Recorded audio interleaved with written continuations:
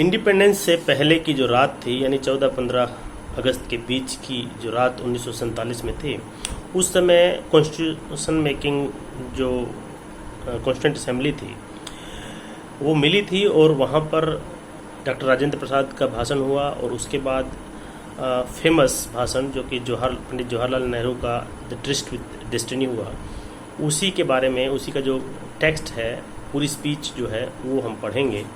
क्योंकि आज ही के दिन ये कह दीजिए कि ये एक फेमस स्पीच प्रधानमंत्री पंडित जवाहरलाल नेहरू के द्वारा उस समय बोली गई, जो कि आज भी फेमस है।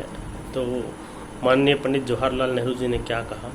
साहब सदर, कई वर्ष हुए कि हमने किस्मत से एक बाजी लगाई थी, एक इकरार किया था, प्रतिज्ञा की थी। अब वक्त आया है कि हम इसे पूरा करें। बल्कि वह पूरा तो शायद अभी भी नहीं हुआ, लेकिन फिर भी एक बड़ी मंजिल पूरी हुई। हम वहाँ पहुँचे हैं। मुनासिब है कि ऐसे वक्त में पहला काम हमारा यह हो कि हम एक प्रण और एक नई प्रतिज्ञा फिर से करें, इकरार करें आइंदा हिंदुस्तान और हिंदुस्तान के लोगों की खिदमत करने का। चंद मिनटों में यह असेंबली एक पूरी तौर से आज़ाद खुद मुख्तार असेंबली हो जाएगी, और यह असेंबली नुमाइंदगी करेगी एक आज़ाद खुद मुख्तार मुल्क की। चुनाचे इसके ऊपर ज़बरदस्त जिम्मेदारियां आती हैं, और अगर हम इन जिम्मेदारियों को पूरी तौर से महसूस न करें, तब शायद हम अपना काम पूरी तौर से न कर सकेंगे। इसलिए यह ज़रूरी हो जाता है कि इस मौके पर पूरी तौर से सोच समझकर इसका इकरार करें। जो रिजोल्यूशन प्रस्ताव मैं आपके सामने पेश कर रहा हूं, वह इसी इकरार, इसी प्रतिज्ञा का है। हमने एक मंजिल पूरी की है, और आज उसकी खुशियां मनाई जा रही हैं। हमारे दिल में भी खुशी है, और किस कदर गुरूर है और इत्मीनान है, लेकिन यह भी हम जानते हैं कि हिंदुस्तान भर में खुशी नहीं। हमारे दिल में रंज के टुकड़े काफ़ी हैं, और दिल्ली से बहुत दूर नहीं बड़े बड़े शहर जल रहे हैं। वहाँ की गर्मी यहाँ आ रही है। खुशी पूरे तौर से नहीं हो सकती, लेकिन फिर भी हमें इस मौके पर हिम्मत से इन बातों का सामना करना है। न हाय हाय करना है, न परेशान होना है। जब हमारे हाथ में बागडोर आई तो फिर ठीक तरह से गाड़ी को चलाना है। आमतौर से अगर मुल्क आज़ाद होते हैं, काफ़ी परेशानियाँ, मुसीबतों और खुरेंजी के बाद होते हैं। काफ़ी ऐसी खुरेंजी हमारे मुल्क में भी हुई है, और ऐसे ढंग से हुई है जो बहुत ही तकलीफ दे हुई है। फिर भी हम आज़ाद हुए बाअमन तरीक़ों से, शांतिमय तरीक़ों से, और एक अजीब मिसाल हमने दुनिया के सामने रखी। हम आज़ाद हुए, लेकिन आज़ादी के साथ मुसीबतें और बोझे आते हैं। उनका हमें सामना करना है, उनको ओढ़ना है, और जो सपन हमने देखा था उसे असल बनाना है। हमें मुल्क को आज़ाद कराना था, मुल्क से गैर हुकूमत को अलग करना था। वह काम पूरा हुआ, लेकिन गैर हुकूमत को अलग करके काम पूरा नहीं होता जब तक एक एक इंसान हिंदुस्तान का आज़ादी की हवा में न रह सके, और जो मुसीबतें हैं वह न हटाई जाएं, जो उसकी तकलीफ़ें हैं दूर न हो सकें। इसलिए बहुत बड़ा हिस्सा हमारे काम का बाकी है, और जब तक वह बातें पूरी न हों, उस वक्त तक हमारा काम जारी रहेगा। बड़े बड़े सवाल हमारे सामने हैं, और उनकी तरफ देखकर कुछ दिल दहल जाता है।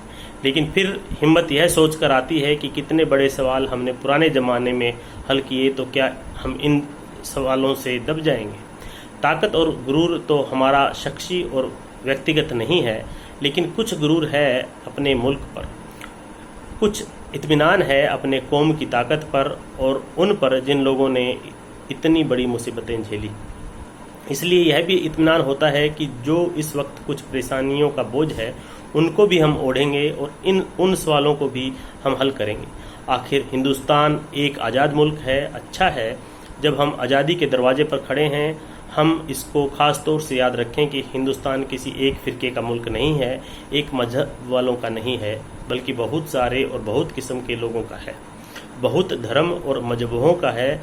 किस तरह की आज़ादी हम चाहते हैं, हमारी तरफ से पहले भी यह कहा गया है। जो पहला रिजोल्यूशन मैंने पहले यहाँ पेश किया था, उसमें भी यह कहा गया था कि यह जो आज़ादी हमारी है वह हर एक हिंदुस्तानी के लिए है। हर एक हिंदुस्तानी का बराबर का हक है हर हिंदुस्तानी को इस आज़ादी का बराबर का हिस्सेदारी करना है और इस ढंग से हम आगे बढ़ेंगे और कोई ज्यादती करेगा तो हम रोकेंगे, चाहे वह कोई भी हो। किसी पर अगर ज्यादती होगी तो उसकी मदद करेंगे, चाहे वह कोई भी हो। अगर हम इस तरह से चलेंगे तो हम बड़े मसले हल कर लेंगे, लेकिन अगर हम तंग ख्याली में पड़ जाएंगे तो वह मसले हल नहीं होंगे। मैं इस रेजोल्यूशन को आपके सामने पेश करता हूं और अंग्रेजी ज़बान में भी इसको पढ़कर अभी आपको सुनाऊंगा। इसके बाद पंडित जवाहरलाल नेहरू ने प्रस्ताव को अंग्रेजी ज़बान में सभा को पढ़कर सुनाया, जो कि निश्चय किया जाता है कि नंबर 1, रात के 12 बजते ही विधान परिषद के सभी उपस्थित सदस्य निम्नलिखित प्रतिज्ञा ग्रहण करेंगे। अब जबकि हिंदवासियों ने त्याग, कुर्बानी और तब से स्वतंत्रता यानी कि आज़ादी हासिल कर ली है, मैं जो उस विधान परिषद आइन साज मजलिस का एक सदस्य हूँ, अपने को बड़ी नम्रता से हिंद और हिंदवासियों की सेवा के लिए अपने को अर्पण करता हूँ, ताकि यह प्राचीन देश संसार में अपना उचित और गौरवपूर्ण जगह पा लेवे और संसार शांति स्थापना करने और मानव जाति के कल्याण में अपनी पूरी शक्ति लगाकर खुशी खुशी हाथ बंटा सके। नंबर 2, वे सदस्य जो इस अवसर पर अनुपस्थित हैं, उस समय पर जब परिषद के अधिवेशन में इसके बाद उपस्थित हों तो इस प्रतिज्ञा को ग्रहण करेंगे। ये थी पंडित जवाहरलाल नेहरू की famous the tourist with destiny यानी कि इंडिपेंडेंस के समय पर जो उनका भाषण उस समय कॉन्स्टिट्यूंट असेंबली में हुआ, उसका अक्षरश ये पूरा का पूरा मैंने पढ़ा।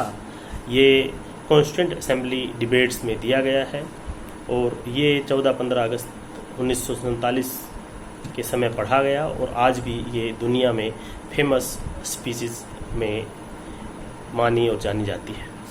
नमस्कार, धन्यवाद। आप सभी को देश की स्वतंत्रता की हार्दिक शुभकामनाएं।